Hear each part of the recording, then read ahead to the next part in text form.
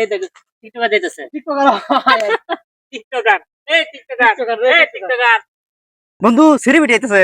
Celebrity এদিকে আয় এ বেটা এটা সেলিব্রিটি তো না এটা সেলিব্রিটি আর বেটা ঠিক কইছে বেটা দুই তিনটা ভিডিও বানাইলি কি বেটা সেলিব্রিটি হন যা এটা সেলিব্রিটি হইবো আর তারা আমরা অসম্মান করতে সেটা বুঝাই লাগতো না সেলিব্রিটি সেলিব্রিটি সেলিব্রিটি দিকে আয় এই দাঁড়া, কি হয়েছে? মন খারাপ করে রাখছিস লিগা? শোন, আমি তোর একটা কথা কই, আমাদের এই সমাজে এরকম বহু ধরনের লোক আছে। তুই একটা ভালো কিছু করতে যাইবি, তোর মনে কর যে টিটকাই পারবো, ঠিক আছে? তোর পিছনে অনেক বাধা থাকবো। সুতরাং এইগুলোর বিষয়ে তুই কোনো পাত্তা দিতে না, বুঝছস? তুই তোর কাজের মানে তুই যেটা করতেছস তুই এটা কইরেই যাইবি, তাইলে তুই জীবনে সাফল্য অর্জন করতে পারবি। তুই যদি এইভাবে মানুষের কথা শুনে যদি তুই পিছু হয়ে যাস গা, তোর লাইফে তুই কিচ্ছু করতে না।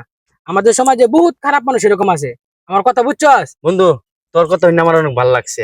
মানুষ যে যে এই কথা গা আমার ভিডিও আমি করে যাই, আমার সাফল্য অর্জন করতেই হবে। হ্যাঁ, এটাই সবসময় মনে রাখবি। যা, আল্লাহ। মন খারাপ করিস না। Yes.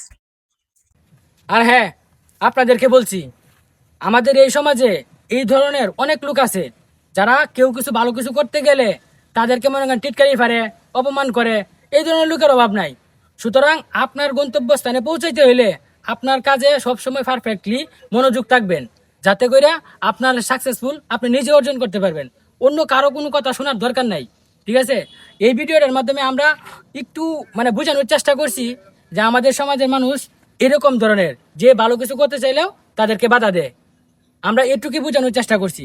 যদি ভিডিওটা ভালো লাগে অবশ্যই লাইক কমেন্ট শেয়ার করবেন।